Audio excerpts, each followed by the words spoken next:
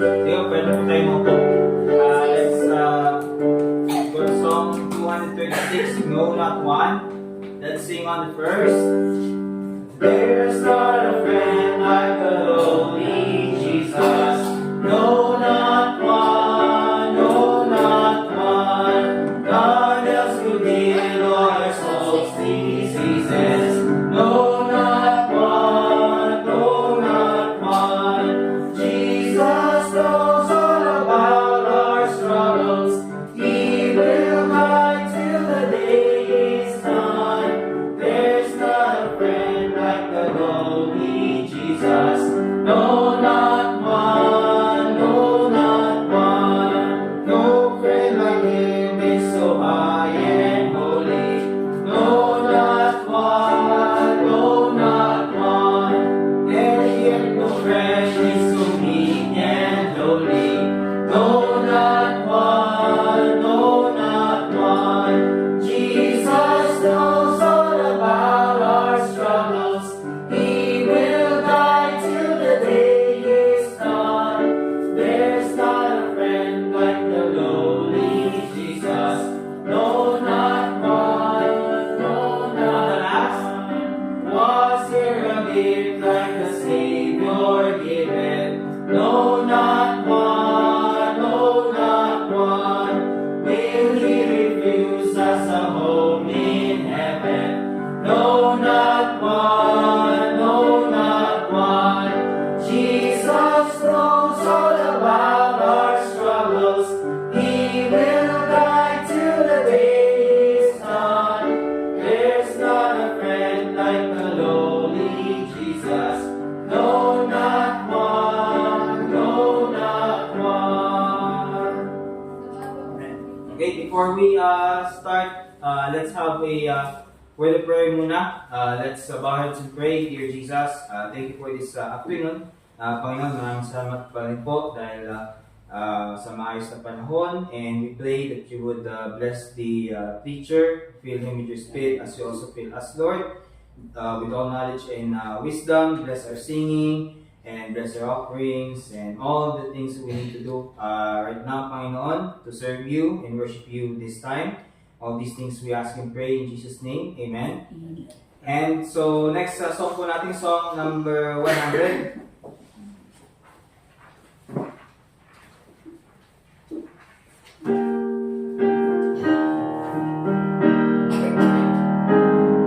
Day by day, with each passing moment, let's sing it on the first. Day by day, and with each passing moment, strength I find to meet my trials here. Trusting in my Father's wise bestowment, I've no cause for worry or for fear. He whose heart is kind beyond all measure gives unto each day what he deserves. Loving me is part of pain and pleasure, mingling toil with ease and rest. Every day the Lord Himself is near me, with a special mercy for a shower. All my cares He fain will bear and cheer me. He whose name is Counselor and Power, the protection of His child and treasure, is the charge that on Himself He laid. As thy days, thy strength shall be in measure. This the pledge to me He made. Help me then in every tribulation, so to trust thy promises, O Lord, that I lose not faith with consolation offered me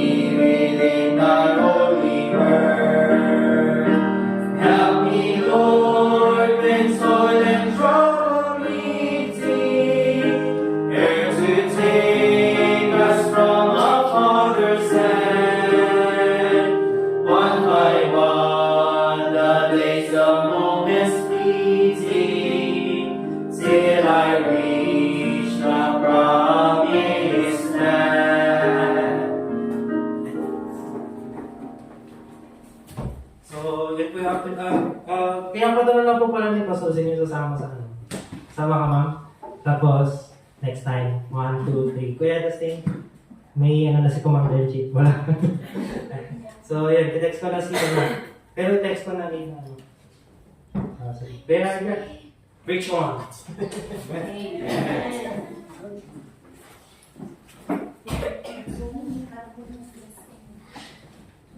Okay, bago po tayo mag-start, mag-pray lang po ako sa Diyos. Dear Lord, once again, salamat po sa time na kami po ay muli makapag-aral ng salita and I pray for your my utterance na ganun po ay may deliver ko po ng ayos ng mensahe by the leading of the Holy Spirit and in Jesus' name. Okay. So, ang babasahin po natin ngayon is about James chapter 5. Punta po tayo sa James chapter 5, verse 7 to 11.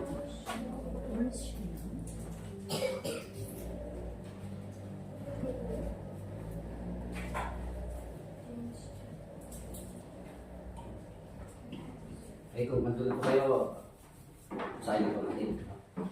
Sabi dito, James chapter 5, verse 7 to 11, be patient therefore, brethren, unto the coming of the Lord. Behold, the husbandman waited for the precious fruit of the earth, and had long patience for it, until he received the early and latter rain. Be ye also patient, establish your hearts, for the coming of the Lord draweth nigh. Grudge not one against another, brethren, lest ye be condemned. Behold, the judge standeth before the door. Take my brethren, the prophets, who have spoken in the name of the Lord, for an example of suffering, affliction, and of patience. Behold, we count them happy which endure. Ye have heard of the patience of Job, and have seen the end of the Lord, that the Lord is very pitiful and of tender mercy. So, sa passage na to, makikita natin na ilang ulit siya minention ang word na patience. So, etong sa book of James, ito kasi is it's about a call for patience sa mga taong under persecution, na parang encouragement sa mga believers who are persecuted and are also suffering. Okay?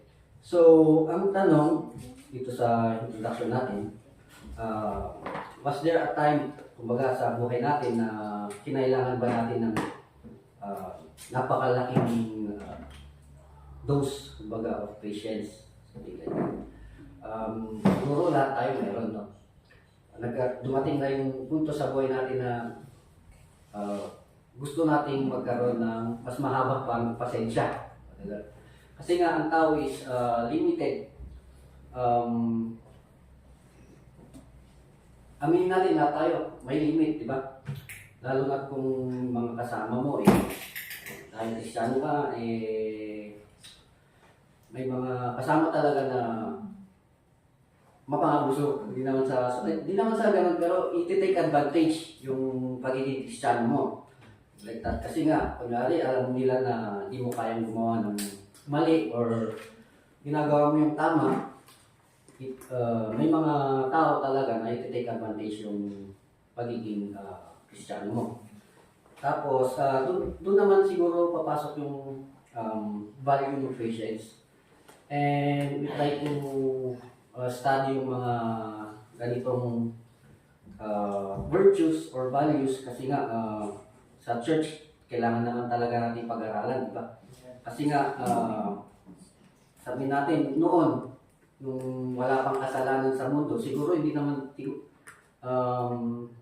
kailangan mag-worry ang tao about patience. Kasi nga yung ginawa ng perfect ang tao, di ba? At wala pang kasalanan noon. So, meaning yung love na namuho sa tao is buong buo. And, ano ba? Yung parang illustration.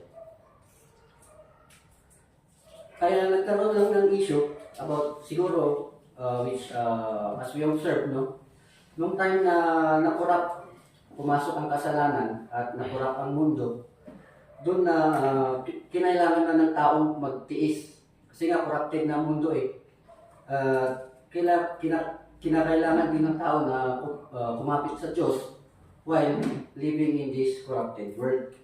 Kaya ang Diyos gumawa ng mga pangako na kailangan natin paghawakan para hindi tayo manghina yung kinakailangan natin na matiwala sa mga times of sufferings or persecutions. So, di naman natin pwedeng sisihin sila Adam and Eve kung bakit nila kinain yung prutas na yun. Kasi nga, sabi nga sa Bible, tuso. Si Satanas ay tuso. Sabi nga sabi nga ni Apostle Paul, kung si Adam nga ay nahulog sa kasalanan, what more tayo? Diba? Sila na perfect. Ganun talaga katuso si Satanas, ang kaaway natin. So, nubuwa ko malikat, siguro ito pranay niya. Like that. Ano nga tinilmon. Pero, yun nga, kinain yung prutas and then, doon na pumasok ang kasalanan. So, ano nga ba ang patience? Question natin. Nakita ko parang lumalabas na synonym ng patience is forbearance, no? Sufferance and tolerance. Baga, gano'ng katagal mo kayang i-handle ang isang bagay? Yun ang tolerance. Of course,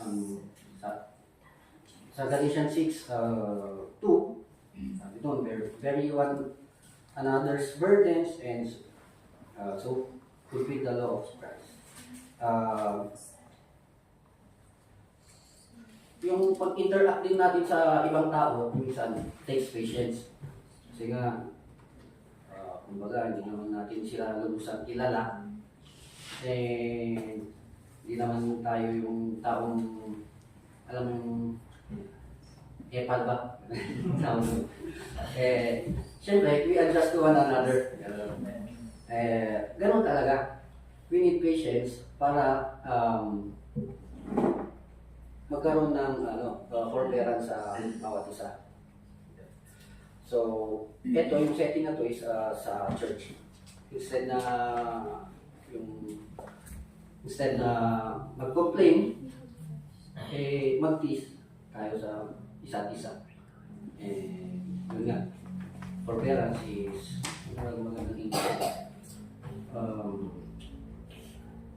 Tease. Okay. So, oftentimes when we are to apply patience, it's about the things that are not within our control. Kasi gaya ng adversities, minsan pati relationships, unexpected events, mga yan. Lalo na kung naghihintay, mga yan, etc. So, ang patience is a major component of discipline. Baga, magkasama yan, patience and discipline. So, ang discipline kasi is yung effort mo ba, or yung focus toward something, or yung goal. Focus mo. Pero, ang patience ay yung mindset na yung progreso ng goal is yung mindset mo na it takes time para makuha mo yung goal na yun. So, pag tapos ka sa patience, ibig sabihin, yung tapos din yung discipline mo. Parang yung goal mo, hindi mo nakamit dahil nagkulang ka sa patience. Clear ba yun?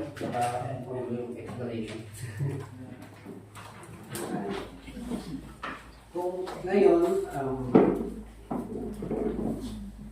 ang main topic natin is the value or the importance of patience.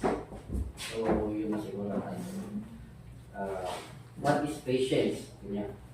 Patience is a virtue that helps us navigate challenges, build stronger relationship, and achieve long-term goals, or accepting the process of waiting. In other words, it's managing our impatience. Magkabaliktad lang naman yun, di ba? Ang patience is the opposite of impatience. So, ano nga ba ang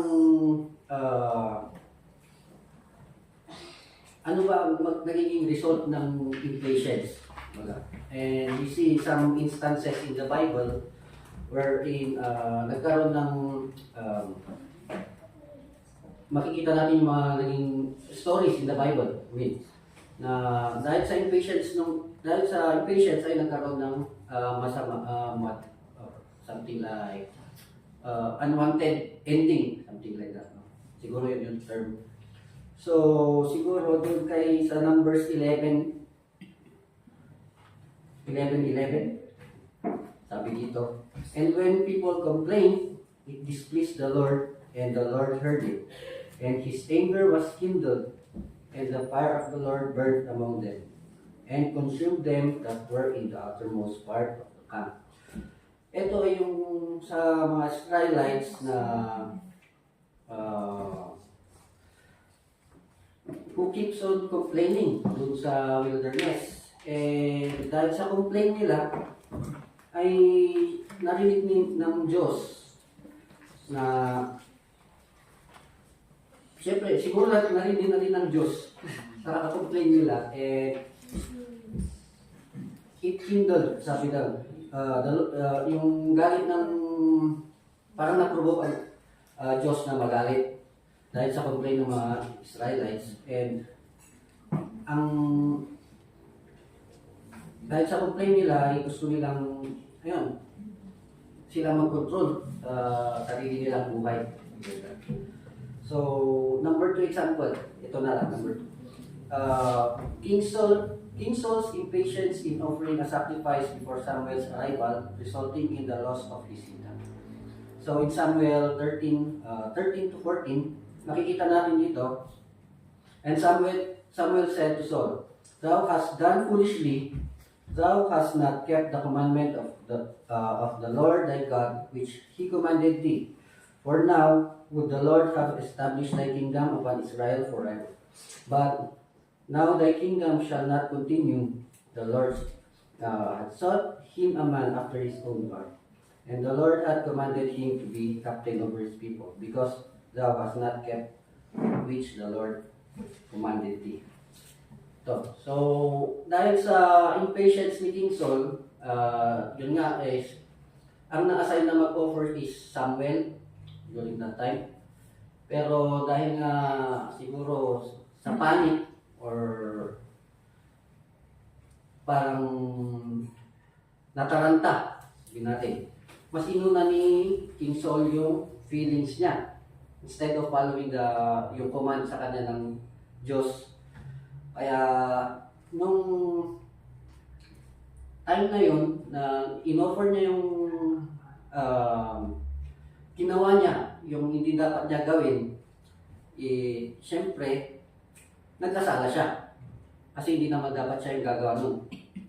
Yun na nangyari yung downfall ni King Saul, wherein nawala na din ang kingdom sa kanya. So, ano nga ang naging epekto nito sa mga tao in the Bible? Or actually, kahit ngayon yung pagiging impatience, ang effect nito is, actually, yung nagpapairal kasi pag impatient ang tao is yung pride. So, ang pride kasi, yung desire natin desire of control, baga, or self-reliance. Feeling natin, kaya natin gawin. Pero, sa totoo lang, hindi pala. Akala natin, tayo ang Superman, pero, mahirap pala. In reality. So, number 2 na effect ng impatience is, of course, poor decisions. Number 3, yung pagko-complain at saka yung paggalit. Number 4 are lack of discipline. Number 5, yung lack of trust natin sa Diyos. And of course, yung unwanted end result. Basically, yung ang pagiging patience ng tao is in general falls down to sin sa karamihan. Kasi nga, unwanted yung end ng result. So, ganun. Mahuhulog din sa kasalanan. That's why it's good to practice patience minsan kahit na tawag dito, magulo ang mundo, and kung pwede nga magtago para wala nang magulo. Pero hindi naman yun ang natin. When we are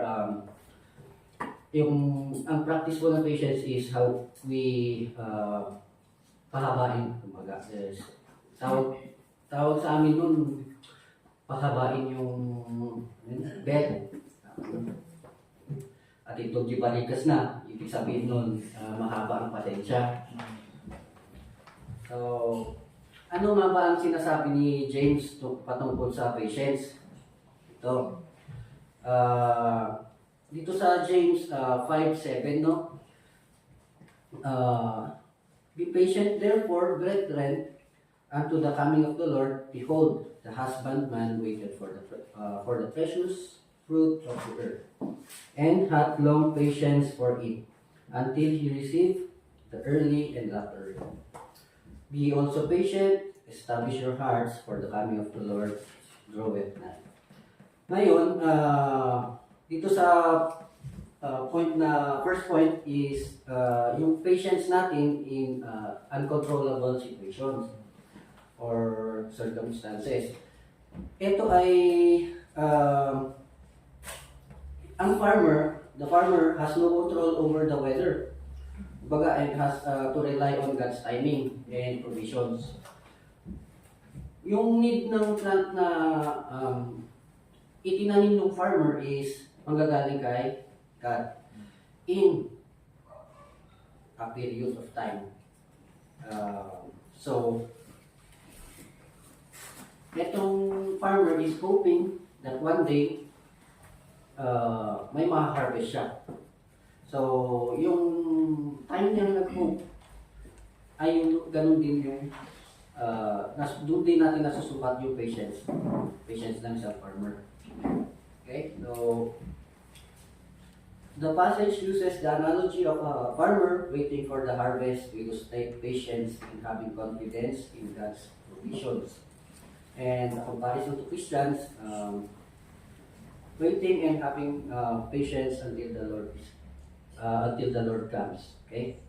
So, sa verse 8, we have to establish our hearts by rooting our expectations in God's truth and promises. Sabi dito, papalapit na po ang pagdating ng Diyos. And as mga believers, minsan sobrang eager, yung feeling natin na napaka-eager na natin na bumalik na sana ang Diyos. Kasi nga, alam natin na nakatira tayo dito sa corrupted world. And ang hirap mabuhay. Actually, lalo na kung Kristiyano. Dahil nga, daming utos ng Diyos. Tapos, hindi naman tayo perfecto, no? Magkakasala tayo. Sometimes, yung eagerness natin is sana bumalik na ang Diyos. And, yun nga, sa pagdating ng Diyos, of course, alam natin na babalik tayo sa Kanya in that time. So, number 2 na makikita natin is yung patience na sinasabi ni Apostle James, na yung patience natin towards other people. Okay? Sabi dito sa 5 verse 9, grudge not one against another, brethren, lest ye be condemned. Behold, the judge standeth before the door.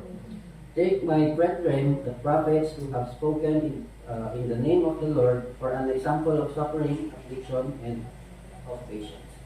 So, eto, sa church setting yata to eh. Kasi nga, parang ina-explain ni James dito na ang negative attitude din kasi in times of hardship ay pinapakita lang na nagkukulang tayo ng tiwala sa Diyos. Okay? So, pinapahiwatig dito ni James na tayong mga believers, we need to show love and unity to one another. Lalo na sa church, instead na, ano bang Tagalog ni Agdilaw?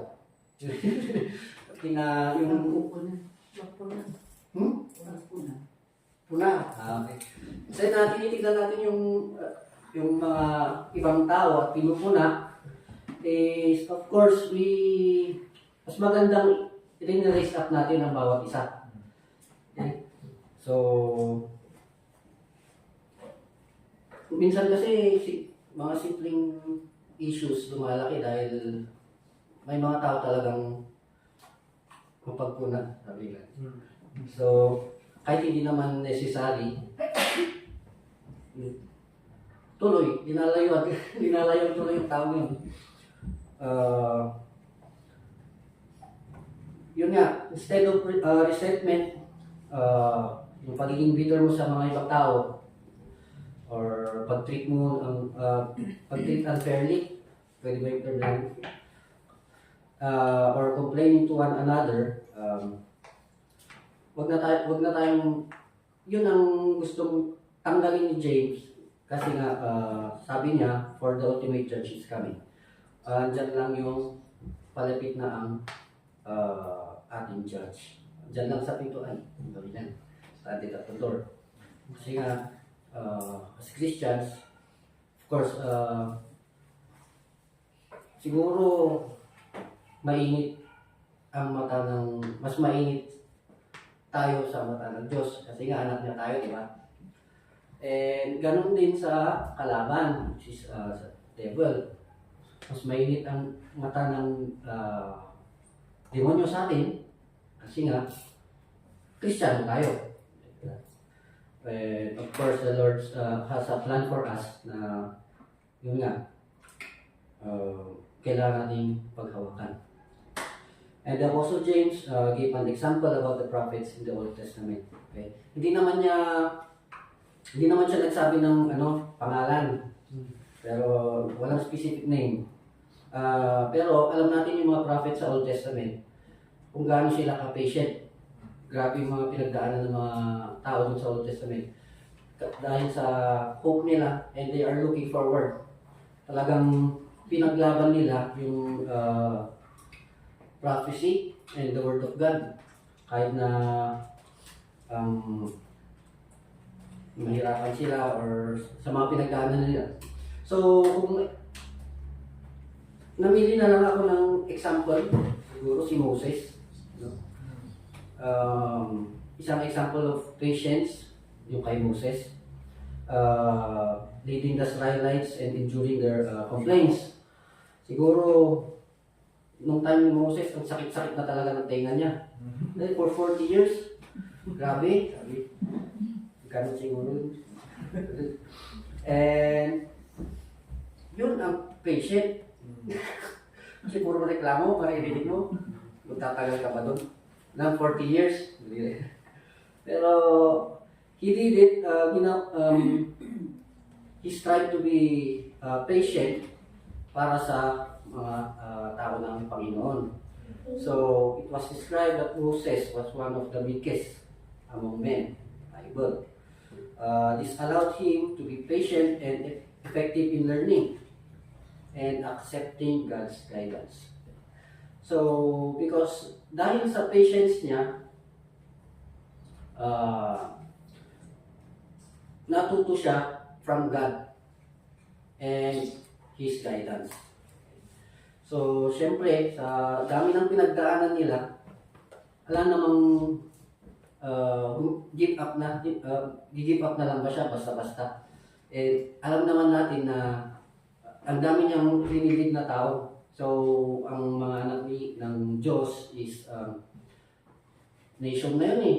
Parang isang nation linilid niya is on his hands. Pero pinili ni Moses na maging mapagpasensya and to stay humble. So, sa kwento ni Moses, makita natin na humility is yung isang key point din sa isa component of patience. Diba? Kanina, discipline, diba? Ngayon, humility. So, yan ang mga magkakasama para mag-practice natin ang patience. So, may mga practical applications lang dito sa verse na to. Sa Proverbs 14:29,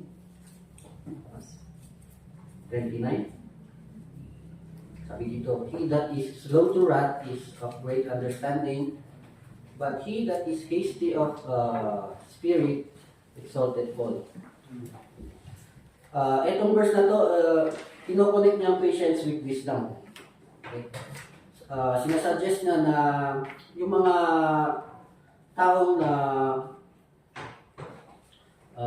slow to anger has greater understanding than those sa mga mabilis ma-provoke. So, yung mga mabilis na provoke na tao are those who are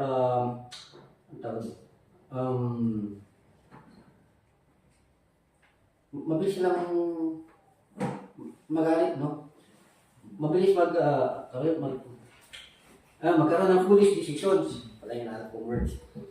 Okay. So, may nakwento lang sa akin para lang meron kasi yung may nakwento yung auntie ko, yung uncle ko daw ata. Meron daw yung may hawak kasi akong cellphone. Oh, may cellphone akong ganyan mo. Pero tinapon ng uncle mo. Natalo daw sa Candy Crush. Nasira. Yun ang foolish mistake or decisions. Tinapon niya yung cellphone niya, wala na tuloy. Dahil sa Candy Crush. Okay? Letter B. 15 verse 18. A wrathful man's stirreth up strife, but he that is slow to anger appeaseth strife. This verse further elaborates the positive impact of patience, stating that a patient person can calm down a quarrel or misunderstanding.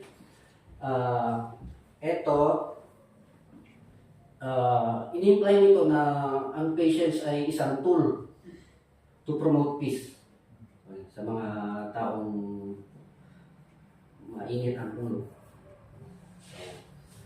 Number 3, na point ni James dun sa passage natin kanina. Yung patience natin in suffering and pain. Pain or suffering. Sabi niya sa James 5:11, behold, we count them happy which endure. Ye have heard of the patience of Job, and have seen the end of the Lord, that the Lord is very beautiful and of tender mercy. So, kung titignan po natin yung story ni Job, no, na yung pinagdaanan niya, daming nawala sa kanya. Okay naman nung una, pero dahil nga, sabi natin, pinagtripan siya ni Satan, nawala lahat. Wealth, children, health, even friends. Yan. Pero still, he remained faithful. Even though hindi niya fully understand kung bakit siya nagkakaganon. Tuluyan pa rin siyang naging faithful. Ano ba ang naging cause ng suffering ko? Sabi niya. Pero, hindi niya naiintindihan yung cause, pero mas pinili niyang maging faithful. And with God's grace and mercy, yun nga, na-experience ni Job yung abundance ng ating Panginoon at the end of the story. Yun, pinaulanan siya ng blessing ni God because of His faithfulness. And grabe din ang patience nun. Which siguro tayo mga ordinary tao hindi natin kayang gawin. So, itutuson na pala. Thank you po na tayo. Malapit na tayo matapos. Ang tanong, bakit kailangan natin ma-remind na maging patient? Or these things, kailangan tayo ma-remind sa bagay ito.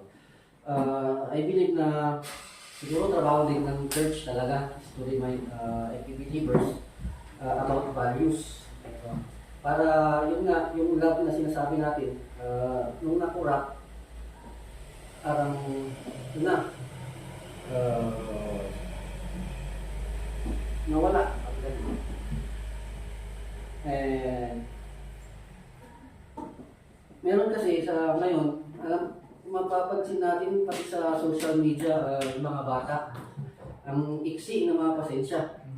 And parang isang strategy siguro dito ng demonyo na gawin.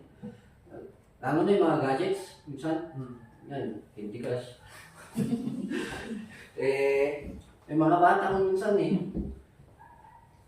mainitin ang ulo. May napansin nga ako sa naglalaro. Mainit ang ulo. Bata-bata. Umiiksi ang pasensya. Siguro, this is a strategy ng mga devils. Yung ginalabas niya yung mga technologies.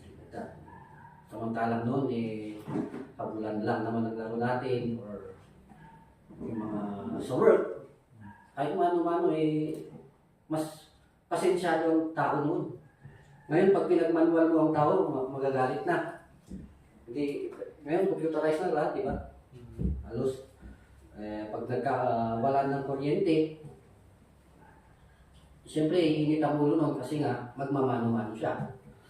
So, for now, hindi man siguro tayo perfect kasi pati pag-raise ng family, children, needs patience. Dami. Masyadong broad. Baga. Sometimes, may times din na parang kunti na lang. Masasagad na parang ganun. We need to be reminded kasi yun nga, may binigay naman sa ating pag-asang Diyos, and the Bible teaches us na maging patient kasi nga hindi naman tayo talaga dito nakatira. Okay? Kaya minsan, tingin natin, minsan unfair ang buhay.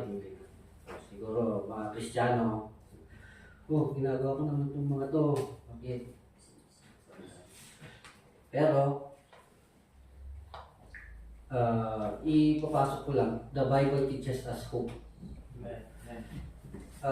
Ito, sa Exodus 14, 13-16, no? Ito yung time na hinahabol ng mga Egyptians, yung mga Israelites, wherein natrap sila. Sa may tubig. And papalapit na sila. And sabi dito, verse 13, and Moses said unto the people, fear ye not, stand still and see the salvation of the Lord, which he will show to you today. For the Egyptians whom ye have seen today, ye shall not see them again no more, forever. So, yun. May command na ginamit si Moses. Okay? Tapos, sa verse 14, the Lord shall fight for you, and ye shall hold your peace. And the Lord said unto Moses, Wherefore criest thou unto me, speak unto the children of Israel, that they go forward. But lift thou up thy rod, and stretch out thine hand over the sea, and divide it. And the children of Israel shall go on dry ground through the midst of the sea. Okay, eto na yung time na nagkagipitan, kumbaga. Andyan na yung mga kalaban. Siguro yung tao sa harapan, nakaganon kasi tubig. Baka yung nasa tao sa likod, tutulak din. Paharap, no? Kasi doon may kalaban. So, sabi dito, habang papalapit yung mga kalaban, gusto mo ipakita ng Diyos kung gaano siya kamighty sa mga Israelites na hindi dapat sila umasa sa mga sarili na kakayahan. And yun nga, ang ginawa dito is binigyan sila ng assurance. Kaya they gave assurance that the Egyptians which they fear will be seen no more. Ganyan yung assurance na sinabi. So, sa verse 14, sabi dito, the Lord shall fight for you, and you shall hold your peace. Parang ito ang work of faith. Kumbaga, ito ay work of faith na it will replace our panic. Kumbaga, takot natin na nangyayari. And yun nga, lang kasi hindi naman talaga natin laban to eh. Right. And sabi sa Bible, the Lord will fight for you. We just need to calm down, hold our peace, and syempre, antayin natin na Diyos ang magtrabaho. Kasi nga, may oras ng pagkakaroon ng Diyos. Minsan gusto lang siguro tayong baguhin. Yan. Sa Romans 8:22, 25, ito rin, magandang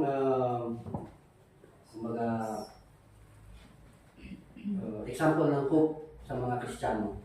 Sabi dito, Romans 8:22, 25, for we know that the whole creation groaneth and travaileth in pain together until now. And not only they, but ourselves also, which have the first fruits of the Spirit, even we ourselves groan within ourselves, waiting for the adoption to wit, the redemption of our body. Ito na yung rapture, no? And sabi dito, for we are saved by hope. Di ba nung time na makasalanan tayo, hindi naman natin talaga alam kung ano ang magliligtas sa atin. So, we are hoping during that time. And yun nga, nung na-share yung gospel sa atin, doon na tayo naligtas. Okay? For we are saved by hope, but the hope that is seen is not hope. For what a man seeth, why does he yet hope for? Ito yung promise ni God. But if we hope for that we see not, then do we with patience wait for it. Okay? Knowing that all creation are in state of intense pain and suffering. Ito sa mundo kasi nga corrupted. Tayo mga believers, we should hold on to God's promise, which is our hope, no? And yun nga, yung hope na sinasabi dito, we know that hope is the belief that something we anticipate will come. Something na, kunyari, order tayo online, sasabihin sa'yo, dadating yan within 1 month, kunyari. So, alam mo na meron kang item and dadating sa'yo. So, habang wala pa yung item na yun, you're hoping na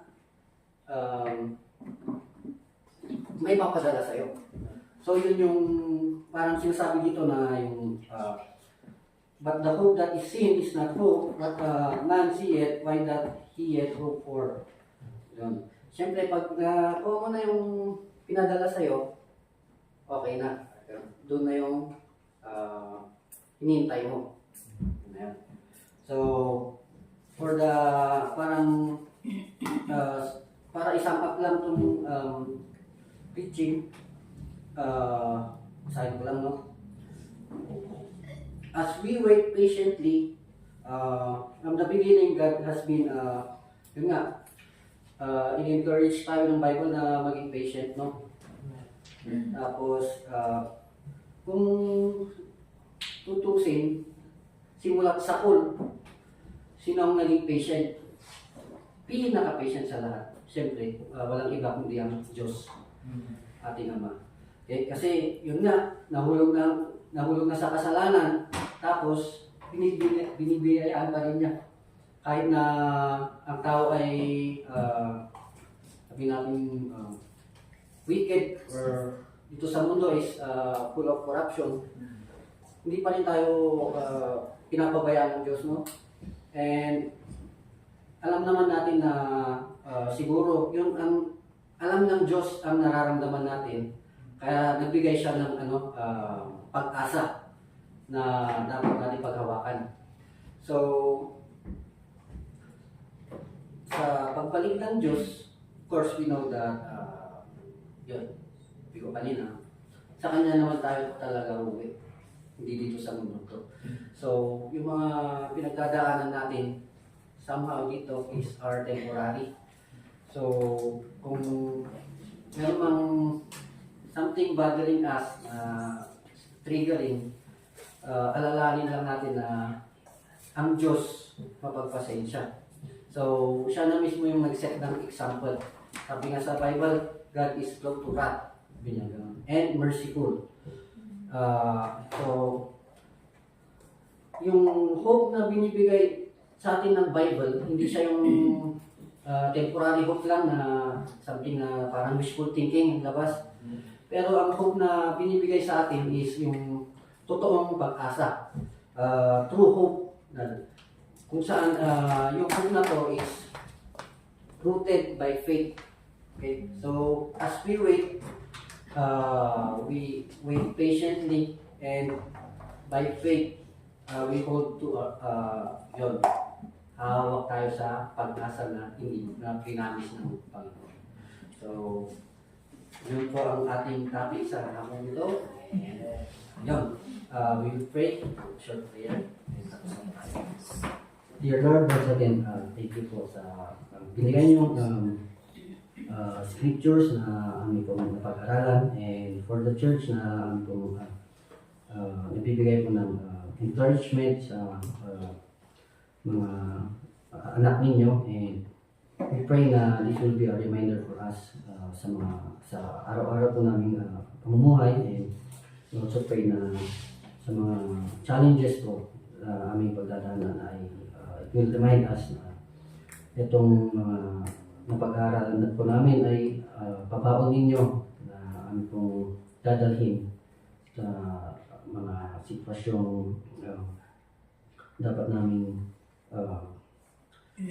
paghawakan or i-apply mga sitwasyon po. And we also pray for each and everyone na i-bless mo po sila sa mensaheng ito, and also for their safety as they go home. And we pray in Jesus' name. Amen.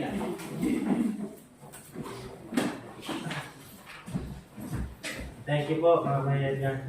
Wait upon the Lord. So, amen. Isa pa?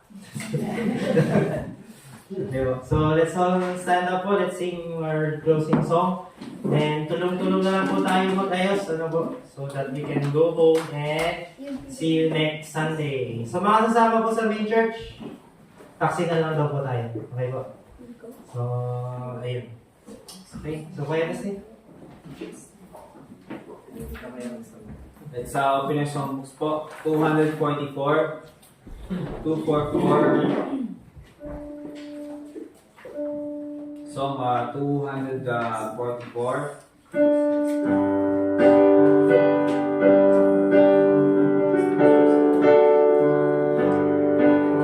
Amazing Grace, how sweet the sound. Let's sing on first.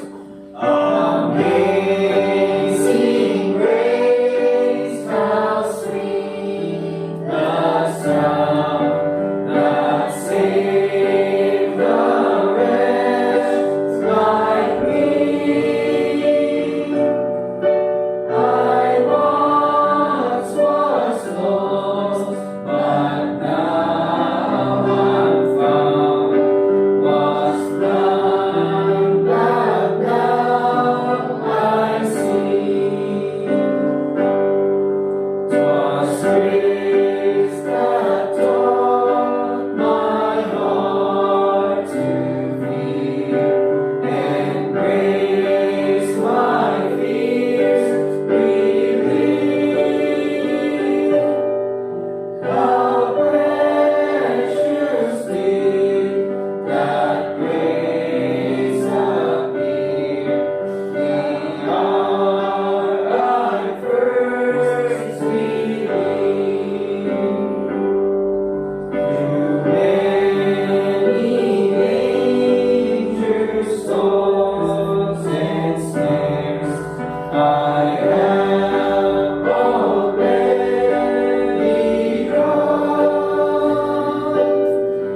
This grace that brought me safe thus far, and grace relieved me home.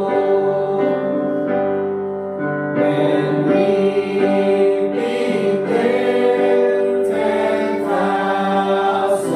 years, bright shining as the star, give no less grace to sing God's praise than when we first begun.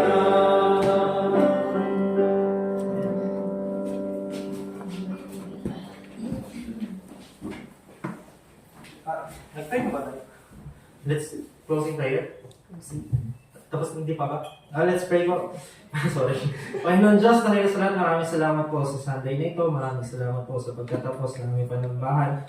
Panginoon, ibalik niyo po kami next week, O Lord. At sa gayon, patuloy po kami manambahan sa inyo at patuloy po kami magpalakasan sa bawat isa at maging ehemplo ng pag-ibig sa bawat isa, Panginoon Diyos. At Panginoon, gabayan niyo po kami sa aming pag-uwi, Panginoon Diyos. Bigyan niyo po kami ng kaligtasan and throughout the week, O Lord God. Ikaw po ang aming mapulit na dakila. Patuloy po kami sa aming mga kasalanan, Lord God. Ito pang dalangin sa ngayon ng pangalan ni Jesus. Amen.